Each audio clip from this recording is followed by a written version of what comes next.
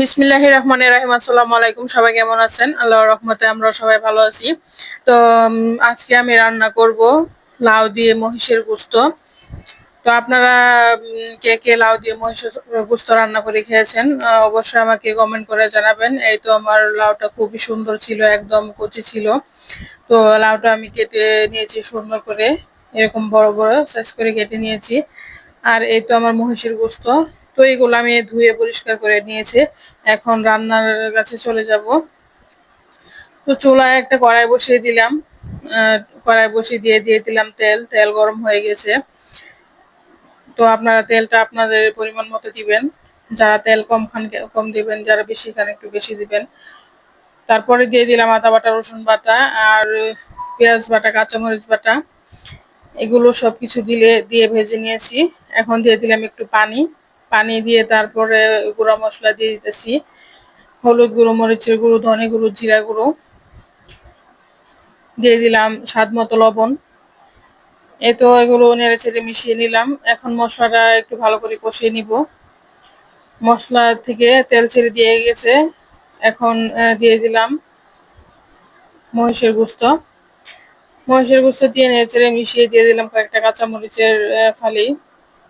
এই তো সুন্দর করে কষিয়ে নিতেছি। অনেকক্ষণ রান্না করতে হবে, না হলে গোস্তটা সিদ্ধ হবে না। তো আমি গোস্তটা খুব সুন্দর করে সিদ্ধ করে নিব। গোস্তটা সিদ্ধ হয়ে গেছে। এখন দিয়ে দিলাম লাউ। কেটে ধুয়ে রাখা লাউ দিয়ে দিলাম। লাউ দিয়ে ভালো করে ঢাকনা দিয়ে ঢেকে অনেকক্ষণ রান্না করতে হবে।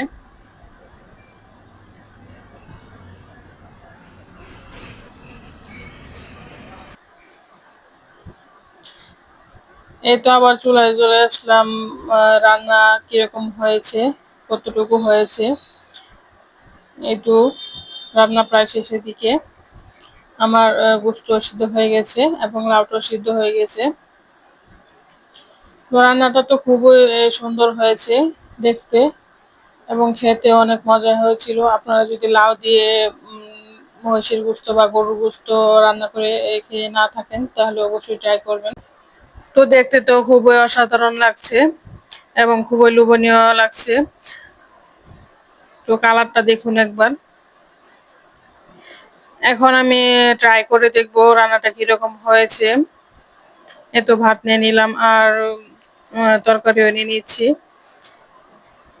খুবই অসাধারণ লাগছে। তো ভালো থাকবেন, সুস্থ থাকবেন। আল্লাহ হাফেজ।